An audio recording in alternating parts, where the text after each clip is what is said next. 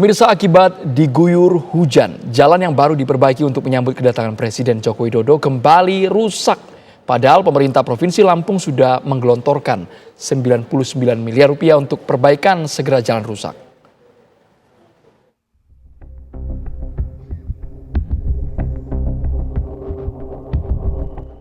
Jalan yang berada di Kecamatan Rumbia, Kabupaten Lampung Tengah sudah mulai diperbaiki oleh pemerintah Provinsi Lampung. Perbaikan ini dilakukan karena Presiden Joko Widodo akan melakukan kunjungan kerja sekaligus mengecek jalan yang viral di media sosial. Karena kunjungan tersebut, beberapa ruas jalan yang berada di Kecamatan Seputi Banyak dan Kecamatan Rumbia mulai diperbaiki oleh pemerintah Provinsi Lampung. Namun baru 1 hari diperbaiki dengan penimbunan batu serta tanah serta penyiraman batu basea, kondisi jalan sudah mulai rusak dan bahkan bergelombang akibat diguyur hujan. Kondisi jalan sekarang rusak parah. Apalagi para sopir-sopir mengeluhkan muatan berat. Mohon dewan-dewan yang di atas tolonglah jalan ini dikondisikan benar. Ini berapa lama perjalanan yang ditempuh dari Lampung Barat menuju Lampung Tengah, Mas? Dari semalam kita berangkat dari jam 9. Ini baru jam segini baru sampai sini. Jalannya seperti apa sih, Mas, kondisinya, Mas, saat ini, Mas? Kalau dari Prisewu ke Lampung Tengah Kalirjo, jalan dari Pasar Sukarjo ke sini agak lumayan parah. Itu kerusakan kira-kira berapa kilo banyak kerusakannya? Kurang lebih 2 kilo lah. 2 kilo lebih ya. Iya, jalan-jalan yang berlubang-lubang itulah. Banyak korban yang berlimpang. Jatuhan banyak lah. Sebelumnya pernah terjadi, Mas, ya, permuatan sawit jatuh di sini, Mas, ya? 3 kali. Sudah 3 kali. 3 kali. Gubernur Lampung Arinal Junaidi membantah jika perbaikan jalan yang dilakukan dalam menyambut kedatangan Presiden Jokowi, melainkan proses tender perbaikan jalan telah selesai dan langsung dilakukan perbaikan jalan yang sudah masuk dalam anggaran APBD Lampung. Dari Lampung Tengah Lampung, Pujiansah Edi Supriyanto, TV One mengabarkan.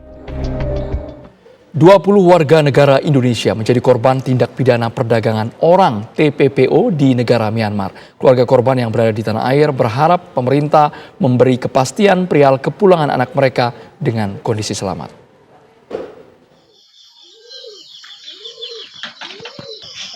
Hampir 2 minggu, 20 warga negara Indonesia yang menjadi korban tindak pidana perdagangan orang atau TPPO di Myanmar belum diketahui keberadaannya. Keadaan ini pun membuat resah keluarga korban yang berada di tanah air. Di antaranya adalah Dewi Murni yang merupakan ibu dari Muhammad Husni Sabil, salah satu korban TPPO. Kondisi kesehatan warga Kabupaten Sijunjung, Provinsi Sumatera Barat ini pun menurun akibat kejadian yang menimpa anaknya. Keluarga sudah hilang kontak dengan Husni sejak 22 April 2023 lalu. Dalam komunikasi terakhir, Husni mengaku meminta tolong karena ia dan rekan-rekannya mengalami penganiayaan dan dikurung di suatu tempat. Dewi berharap pemerintah melalui KBRI Myanmar bisa segera mengetahui keberadaan anaknya dan memulangkan seluruh korban ke tanah air dalam keadaan selamat. Cuma satu, secepatnya pulang ke Indonesia. Cuma itu harapan satu-satunya. Terus ya, harapan kami sebagai keluarga, ya semoga pemerintah khususnya Bapak Jokowi Widodo sebagai Presiden RI. Keresahan juga dirasakan keluarga Noviana Indah Susanti, salah satu korban tindak pidana perdagangan orang di Myanmar. Keluarga korban telah menempuh berbagai upaya untuk membebaskan Novi dan rekan-rekannya. Namun, kini keluarga tidak dapat berkomunikasi dengan Novi. Dari komunikasi terakhir, Novi mengatakan berada di wilayah Myawaddy yang merupakan wilayah konflik di Myanmar. Jadi berat sekali, karena kalau cuma 10 kali, 20 kali mungkin masih tahan gitu kan. Nah, ini sampai 500 kali dia bilang kayak gitu. Kamu gimana? Ya, saya kebetulan kalau yang perempuan cuma disuruh lari aja, dia bilang. Tapi lama-lama dari situ setelah dia mulai sulit untuk dihubungi itu, lama-lama dia bilang, wah ini sudah nggak bener ini katanya. Aku udah pengen pulang, dia bilang aku nggak betah di sini. Lagian ini ternyata kerjaannya nipu kok, dia bilang gitu. Kami itu dari awal akhirnya dia cerita, kami itu disuruh nipu, dia bilang kayak gitu. Untuk orang investasi, dia bilang gitu.